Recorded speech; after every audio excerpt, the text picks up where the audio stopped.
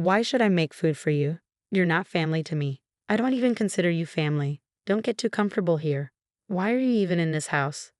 I invited my son and granddaughter to visit so I could spend time with my family. Can you give us some space? The room felt awkward in my parents-in-law's house. My mother-in-law, who I tried to avoid whenever we met, was a huge problem for me. But one day, Mommy, oh my God, it's Grandma. What happened? I felt terrified and my heart was racing. My daughter told me what had happened. My name is Victoria. I married Jerry when I was 25 and had my daughter Olivia when I was 29. I stopped working and became a housewife after getting married. Now I'm 39 and my small family of 3 lives in a rented apartment. Life is good, but there's one big issue. Jerry's mom, Judy. She's always been a headache. She makes me miserable. She told me she doesn't accept me as part of the family. While she didn't directly oppose our marriage, she has been rude to me from the start.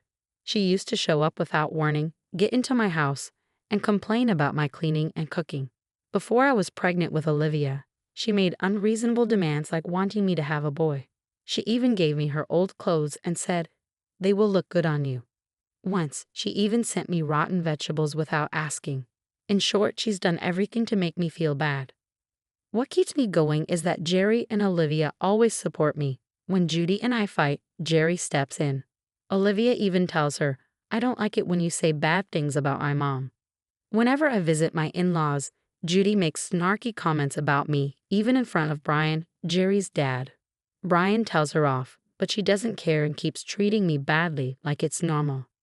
One day, Olivia came home from school looking sad. Usually, she greets me with a big "Mom, I'm home."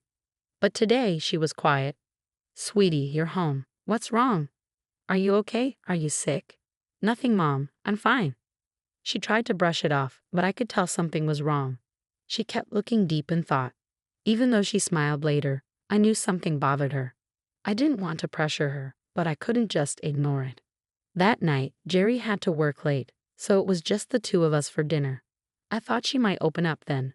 As she ate her mac and cheese slowly, I started talking to her. "I'm worried about you. When you say you're fine, it's not always true.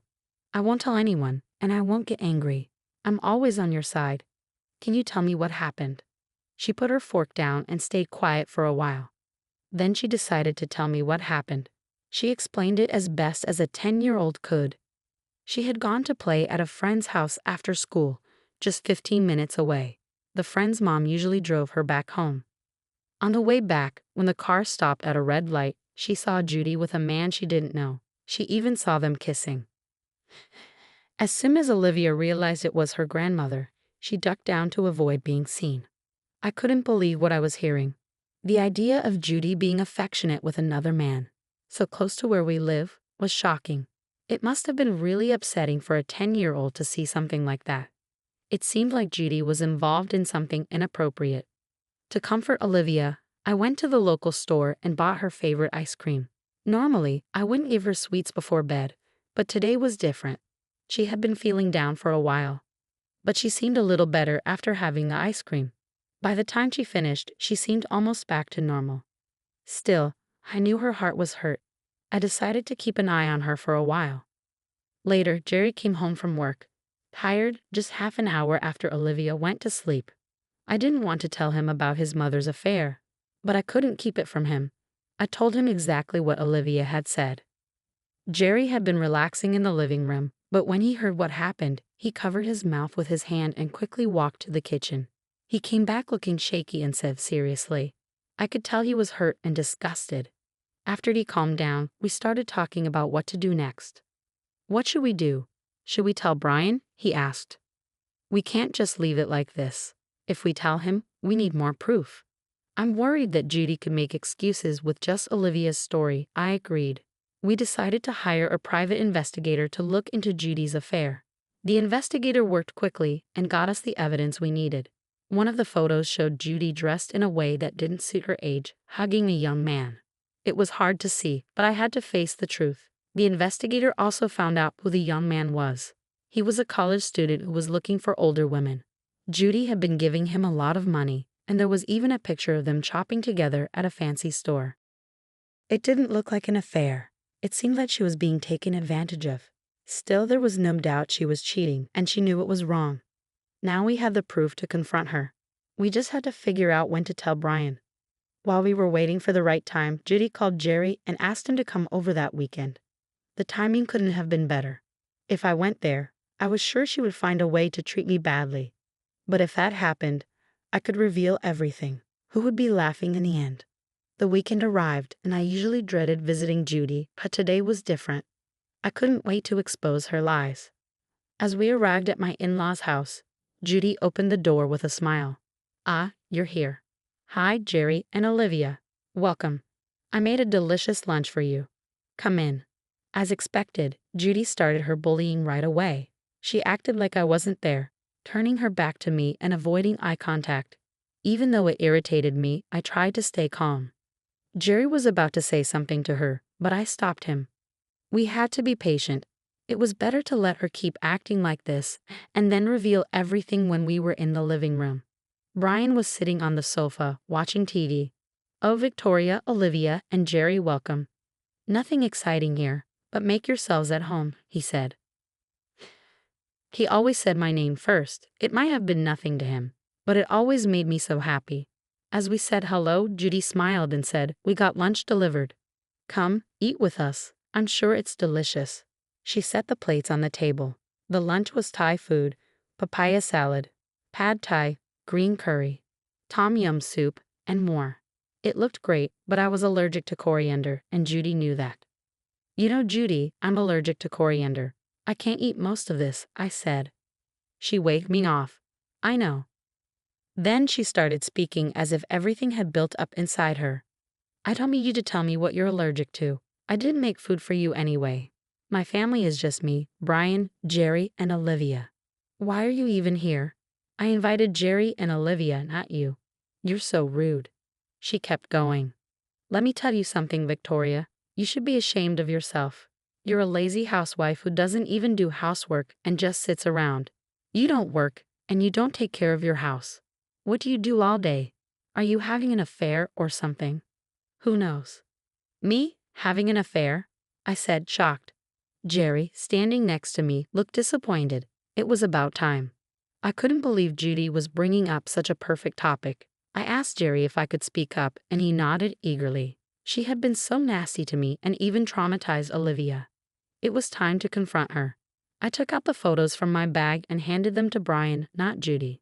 At first, they both looked confused, but once they realized what they were looking at, their faces changed. Brian's turned red, and Judy's went pale. I couldn't help but notice the difference. "What are these?" Brian asked. "These are photos of Judy having an affair with a young man," I said calmly.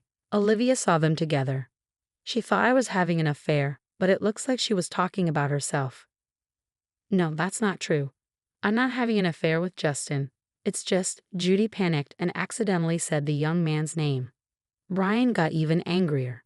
"Who's Justin?"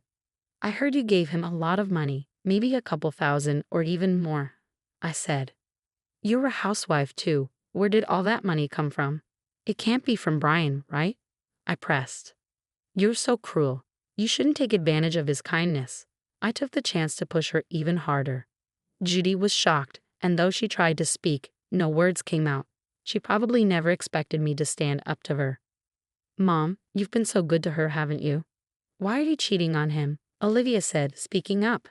"I'm ashamed of you.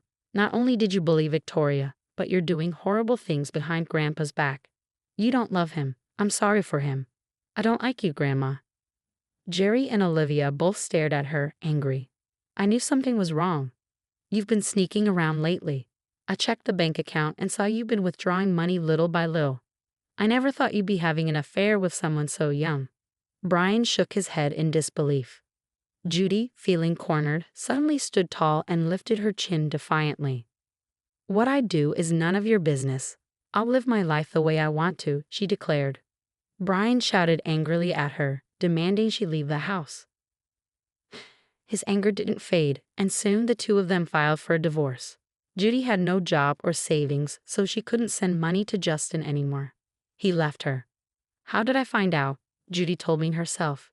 She was desperate and came to our house, hoping we would feel sorry for her after hearing about her situation. I have no one else. Please, I'm sorry, Victoria, she begged. I don't trust you anymore. Why don't you live your life the way you said you would before?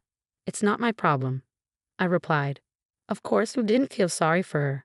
I could never forgive her for what she did to Olivia. In the end, we had to call the police to remove her from our home. Brian had told all the relatives about Judy's affair and how she treated me, so she couldn't count on him either. I heard she was living alone in a cheap apartment and still paying alimony. She had truly brought all of this on herself. Meanwhile, Brian decided to move in with us. After being alone, he's become better with kids than I expected. He takes Olivia out on weekends, and she enjoys spending time with him. She's slowly starting to forget about Judy. He's also helping me with the housework, saying he feels bad living here for free. At first, I had to teach him everything, but now he can do it all by himself and even cooks dinner for us. Thanks to him, I'm able to work part-time. It took me some time to adjust after such a long break, but I really enjoy being outside the house. I'm even thinking about getting a certification. Since Brian moved in, our life has definitely improved. He protected me when Judy mistreated me, and he's still helping me in so many ways. Judy was truly foolish to betray such a good man.